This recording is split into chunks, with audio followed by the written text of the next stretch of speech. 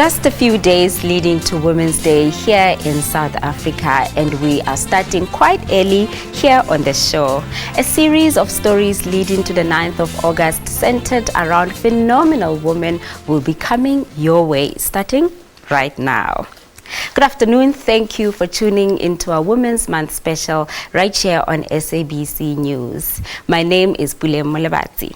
Welcome to Bophelong. In many emerging economies, women are now starting businesses at a faster rate than men, making significant contribution to job creations and economic growth. Today, I want you to journey with me as I take you through stories of 3 female entrepreneurs who are on our list of ones to look out for this year. Let's begin with Bophelong, who took what she had learned at her job and created a business with the knowledge and experience she already had. Her story is a great reminder that we all have knowledge that can benefit others and be the foundation of something amazing. Let's meet her. It's ironic that the once shy introvert from Maseru, Lesotho finds herself 20 years later addressing numbers of young aspirant entrepreneurs on a weekly basis. Founder of M3 Marketing and public speaker Bophelong shared her story of a rocky road to success with me.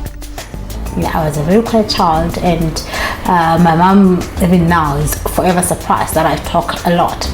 Because the way I was so quiet, even when I would speak to her, I would actually whisper in her ears. That's how quiet I was. But then something just shifted, and that was it. This proved to be a childhood phase as she found herself drawn to professions that required her to be in the forefront. I studied public relations. Then after public relations, because during the classes I had a lecturer who would actually encourage us to go find job.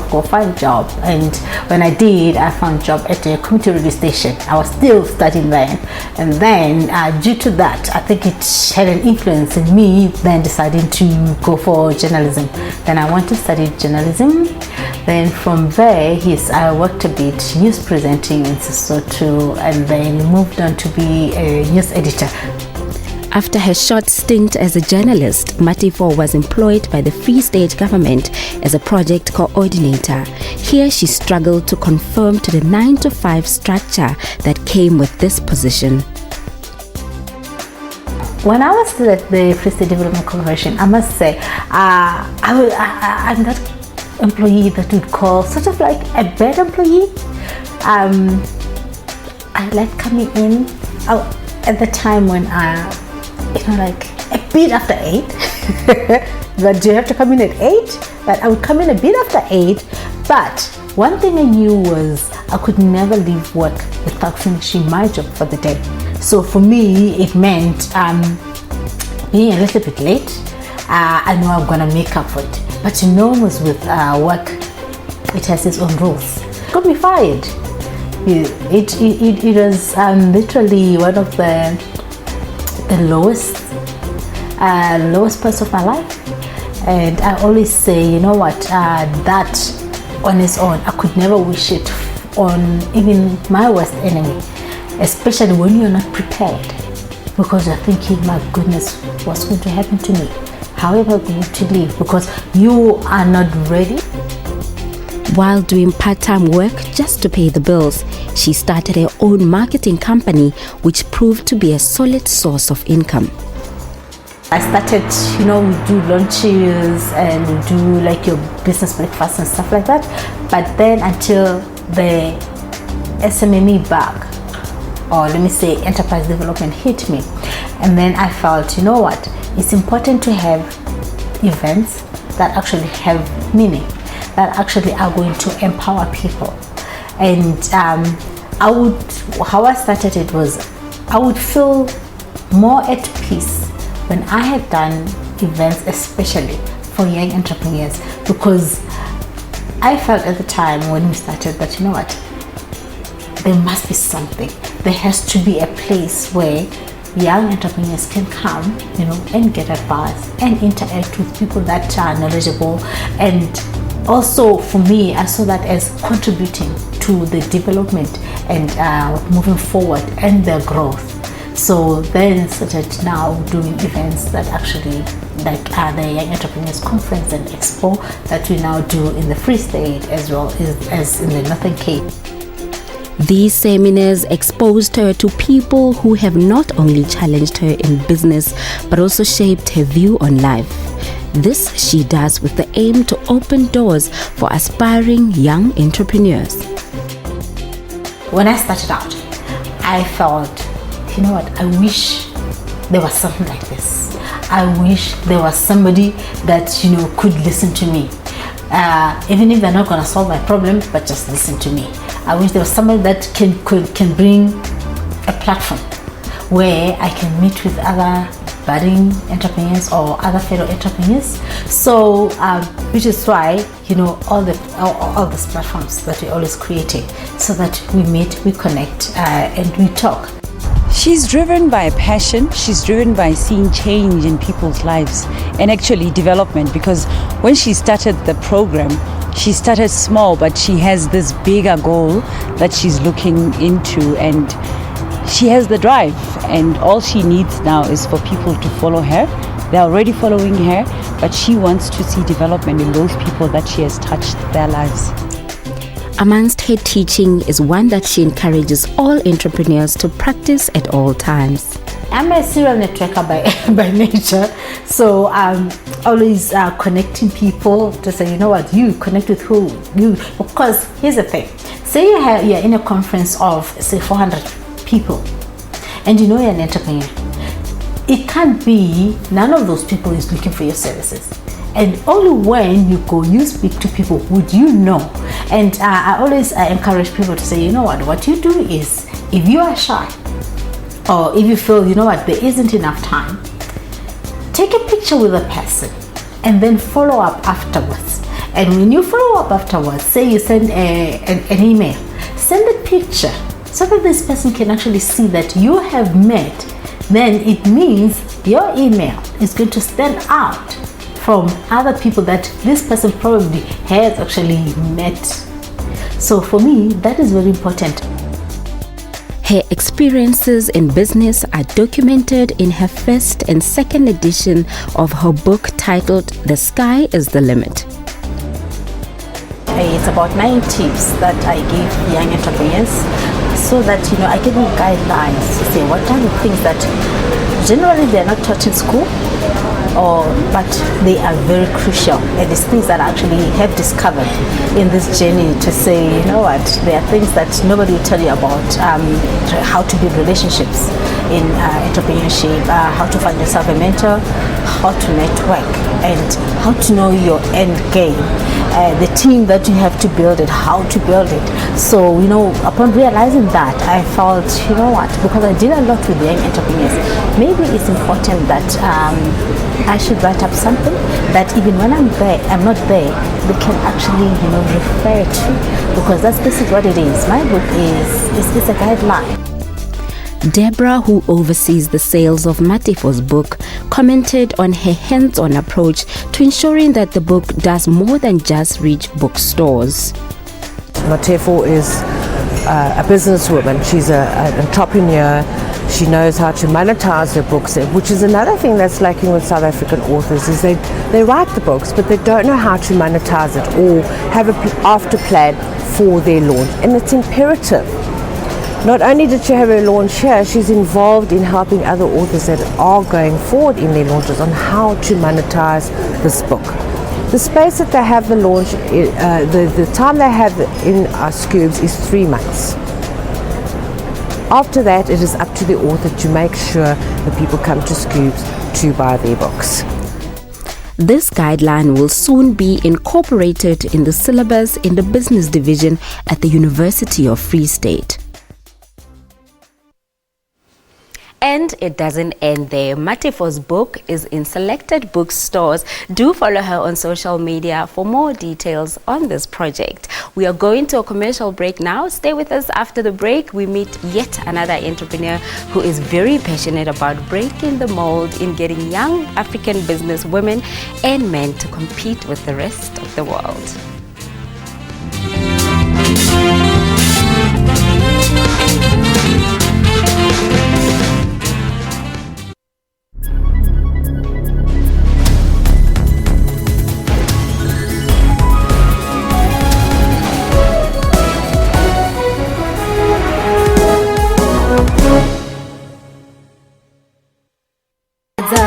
Do you need a funeral policy? Joy is found in the little things. Ke ho phedisa, ho fepa le ho hodisa. Ukuba ibone ukuvela kwethuba lalokho okungenzeka. And being there when one journey ends and another begins. 'n Ideaal van die klein dingetjies wat kosbare herinneringe word. Life is the gift of growing new memories each day. So that our loved ones can preserve them after we are no longer here. Life is a gift to us. Since 1918, AVBOB has comforted and supported South African families in their time of need.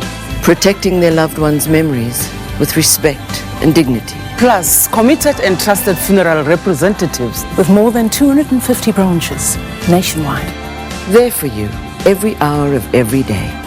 AVBOB provides a complete funeral service solution for everyone, even if you're not an AVBOB policyholder. Make sure your family comes first. Always. AVBOB, we're here for you. If you would like AVBOB to call you about a new policy, SMS family and your name to 41790.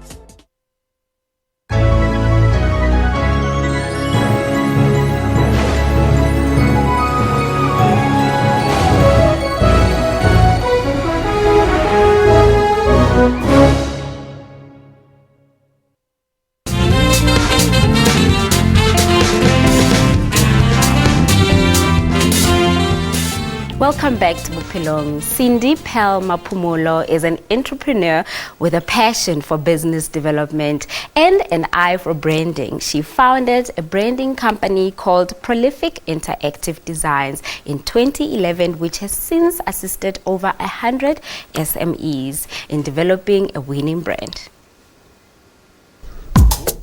Her love for entrepreneurship has grown from her days as a scholar to a now thriving branding company that has given her leverage amongst other business-minded youth in the continent. Pearl Mapumulo has never held back on her desires to own a successful business. Business for me personally, and I wouldn't speak for other people, but business for me really, it's a calling.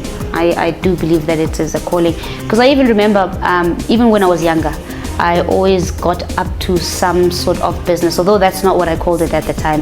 When I was in grade 4, I sold silkworms, and they were quite popular actually. And then my mother stopped me from selling those because my brother bit the head of one of the worms, and so I was banned. And then I sold mulberry leaves, which is what silkworms ate. So a lot of the kids at the school already had a lot of silkworms, so they needed to have, and not everybody had mulberry trees. So I had access to that, and I sold that to them. And then I moved on. I sold paintings. I was part of art class. During Cake and Candy sale day at school, I sold paintings. I think I was the only kid that didn't sell any cake or any candy. So it's something that comes from, it's something that I've always been doing as a young child, as a kid. But I never realized or noticed that this was entrepreneurship. Her survivor instincts always pushed her to pursue different avenues as an entrepreneur. I left home and I went to Pretoria for tertiary at CTI. I had to drop out second year because of financial constraints at home. And then I found a job with MIA Samsung. I was a sales rep. And from then onwards, I moved on to another sales rep job, selling websites in Ramsgate, KZN. And from then onwards, I started my own business. It was only a matter of time before she officially took on the title of a business owner. I officially registered my first company in 2011, Prolific Interactive Designs. And essentially, I do branding, media, It's in the media space, and I registered another company called the Business Development Agency that also looks into training and development.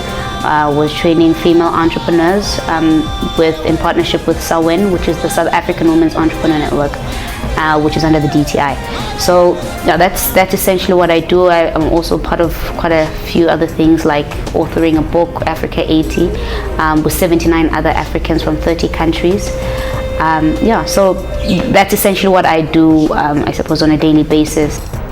Her willingness to try new things is the reason why she was chosen to be part of the global shapers who play an active role in the advancement of the economy in the African continent. Part of the World Economic Forum Global Shapers community, and I'm actually the outgoing curator of the Soweto Hub now. And in 2015, in June 2015, the World Economic Forum every year, they have like what is called the World Economic Forum on Africa Summit, where all the leaders around Africa, presidents, ministers, etc., come together and they discuss certain issues around the African continent and the economies. And so I was one of the 80. There were 80 young people that were chosen specifically last year in June 2015. So I was one of the 80. And when we got together, we then decided, guys, this is like once in a lifetime opportunity for us to. We are representing like over 30 countries here, and there's 80 of us. What can we do, to inspire other young people that did not make, this particular, because World Economic Forum is quite exclusive, right? So you don't buy a ticket to go to the World Economic Forum. So it's pretty, it's pretty closed. It's not really an open event. So we said, what can we do to communicate a message to our peers around Africa? And the idea of the book came up. And it was actually a very good, I believe it's a very great idea, because a book lasts very long, and there's other projects that will come off, from that, like, advocating, reading, or, literacy, and etc. So what does it mean to be a recognized female entrepreneur in the 21st century? It means being a nurturer, and when I say a nurturer, not necessarily breastfeeding, but I've found that even in the business space, the fact that you're a woman should not be raised. One of the things that I've realized and noticed, with quite a few female entrepreneurs, is that once they get into the business mode, they want to become male, or they want to be very masculine and compete with men, but they don't realize that being a woman on its own is a strength, and femininity on its own is a strength, and it is something that the man does not have. And so for me, being a female is about embracing femininity. It's about embracing who you are. You don't have to be masculine and compete with men for you to prove a certain point and for you to make it in business. Be you. Well said there, pal. The Africa 80 book is in all the bookstores countrywide. Do get yourself a copy and be inspired. After the break, we dive into the world of chocolate making with Lara Sklar. Stay tuned.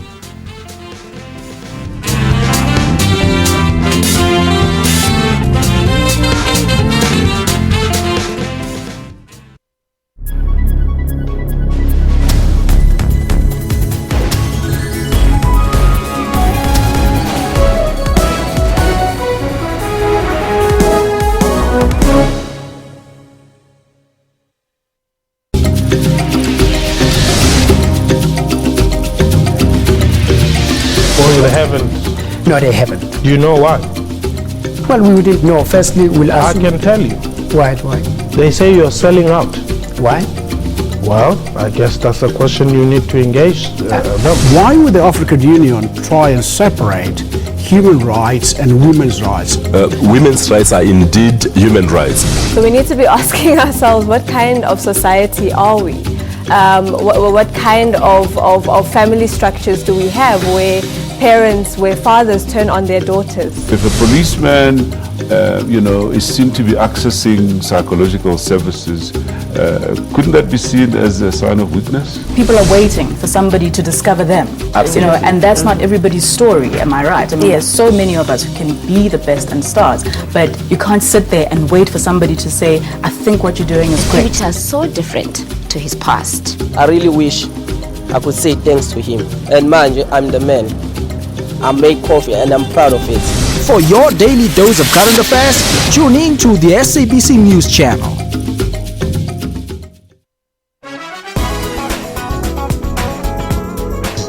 David brought back black and white photography to life through the Zanzibar exhibition.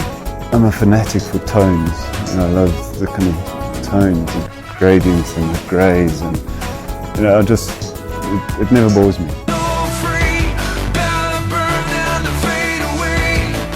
We're representing South Africa. I mean, we're flying the flag there, so it's a beautiful thing for us. The dance floor is always lit when DJ Black Coffee hits the decks. He was praised for his appearance at this year's Coachella Music Festival in California. And he recently bagged the International Achievement Award at the 2016 Summers. Catch trends for that 1-hour weekly dose of arts and entertainment news every Saturday from 12 to 1.